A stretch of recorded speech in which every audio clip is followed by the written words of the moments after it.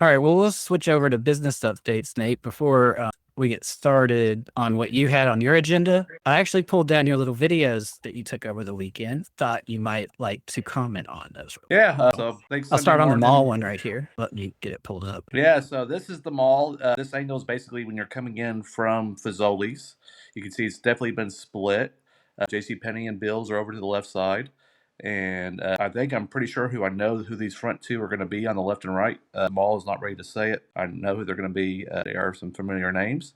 I don't know who that little brown one is next to Belka's, though. I have not figured that one out. But you can tell, I think it looks great. I love the split. I think, pretty sure it's going to have, you can see the walking area, or where the walking area is going to be. I think it's going to be turf. May have trees or fountains or benches, but I like the vibe. I like the split, especially once now that road on the backside gets connected to Home Depot and EAC. Mhm. The backside Yeah, connector will just make it so seamless. So that's great. I didn't see the vision at first, but now I do. I think a lot of other people do too. But I don't see how you can argue the mall was better before. I just don't get it. Definitely not.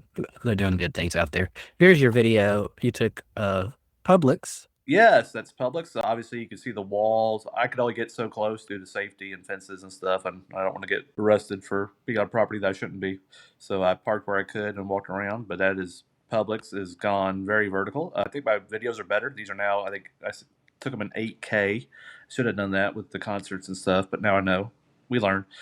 But I think Publix is still on track for 2026, and I think, as far as I know, this is the Publix building itself and not the shops. It's the shops at Pear Orchard is with Publix. I think it's supposed to have up to 12 stores. So a mini mall, shopping center, whatever you want to call it. So, but obviously they're making, looks like They every sure single are. week, more and more stuff you can see more and more stuff over there. I know people are excited. Here's your video from Kroger's. Yeah, so I parked on the side of the road, and that's Kroger. You can see right there that Kroger has gone vertical recently. So they're making around too. I'm pretty sure they're on pace for 2026. I don't think I saw 2027 in theirs, but it's going to be the biggest Kroger we have. If people think it's like the mall or like the E-Town Swim one, as people would call it, Mulberry, this is going to be much, much bigger. You can see Dollar General in the background over there. You'll be able to see Servants Valley at that light. So this is that corner across from the government center. But this would be a huge, huge, huge Kroger. So obviously in 2026, our grocery games have stepped up quite a bit. You also took this video. Oop, let me mute that. Yep, that's it. So that is Freddy's. So I parked at Menards and walked around the car wash, and that's Freddy's right there. I know my parents are thrilled because my dad said him and my mom go there about like once a week, if not at least once a month. They look like they've been doing great work out there. I know that they're very big on social media, especially on Instagram. I think TikTok. He's always doing updates over there. But this will be the first Freddy's in E-Town. Yes, there is a reminder we do have one on Dixie and Radcliffe. It is still open. It's going to remain open.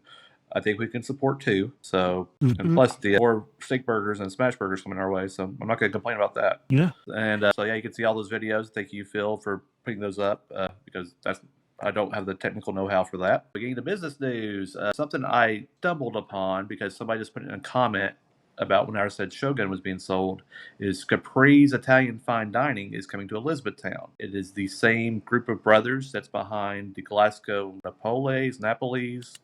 I'm assuming you say it one of the two ways. But I checked them out on Google reviews. They got 4.8 out of 5 out of 280 reviews, so they must know what they're doing. So if you're not familiar with this building, it is the building that you have to go through either the La Quinta parking lot or the Duff's parking lot. It's a real small building. It's where Namaste started. Southern Nights was out there for a little bit. Sunny Boys was there for a little bit. Hoodoo's Pizzeria was out there for a little bit. So it's been a couple things. They hope to be open by the end of the year. I went in the other day on Saturday, and to be honest, it's in rough shape, but they look like they're trying to clean it up and get it ready. But obviously, Duff's was in rough shape, and we saw what it turned into. Yokefellows the same way; they were in rough shape. And Yokefellow, by the way, so should be opening in the next 2 weeks as well. So we'll tie that one into that.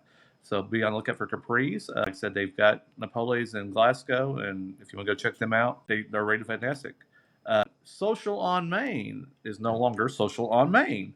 It is now just Social Food Hall. So I'm going to read what they said. Let me get back over here. We changed the name from Social on Main to Social Food Hall because, wait for it, we're a food hall. They kind of are. That when out-of-town guests come to E-Town, it's crystal clear what we are. A place where you can explore food stalls, drinks, and experience all under one roof. As for our tagline, where flavor meets fun, that's our way of saying it's more than just food here. We've got games, events, and plenty of reasons to hang out after your plate is empty. Basically, if you're looking for good eats and good times, you're in the right place.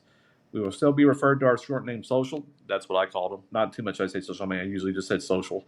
So to the warriors of the keyboard trenches, don't worry. Same food, same drink, same fun. Just a name that makes sense. Now go ahead and order a drink. It'll help. One of the hashtags was relax. It's a glow up. The fries didn't change. So I think it was kind of funny. I do like the new color scheme. I've always been a fan of aqua. I like to do. They started using that. So that's been a change. I think it makes sense. I mean, it does change for something that's only been a couple of years, but I think some people forgot that it's food. People are like, hey, what is it? They got tired of answering that question. So to me, it makes sense. Obviously, I've been a big fan of them and Hub House and everybody downtown. So I'm okay with it. I think some people will be mad, but I think it makes sense. D&D is closed. If you didn't know, it started out as a dated and dented. I guess that's what it started, or that's what it means, or dented and dated. It's on South Dixie. So if you're going toward Glendale, from Eaton, it would have been on the right. It's next to the Amish furniture store. It has closed. The building has been sold. I checked with a certain Danny O'Brien. I'm pretty sure John knows him. I don't know who the new owner is yet, but it's closing, and I would guess we're going to get some news on that location soon. A cool story, thanks to our show last week. We had I mentioned Shanice Johnson from She and Company, and we had Christy on. She was our special guest. Well, Shanice got hooked up with Christy immediately after the show, and then Shanice got hooked up with Kayla Nevels. So She and Company, which I talked about, found a home last week, and this all came together. It was nice to see that a bunch of white old guys like us could help all these ladies hook up for business. I think that's kind of cool. So She and Company will be going to the Yellow House on Dixie, as I call it. I think that's where Patty Lucas's building was, if I'm not mistaken. It's out near the former News Enterprise. So if you're going from downtown, it's going to be the Yellow House on the left before you get to Ace Hardware and Slim Chickens. But they will be moving out there. I think they've already landed one of their first clients to do either makeup or hair. So Shanice has invited us later on when they get going to come in, and I think she wants to be on the show too. She's a big fan. So it's cool to see how all that came together just by people networking and seeing us, and Chrissy was a big help. Recovery Works is closing as well. I've seen several people post about that. It says it's closing in October. I've been told by several sources be unfortunate. I know it's helped out some people. People have had jobs there, so it's unfortunate to see anything closes.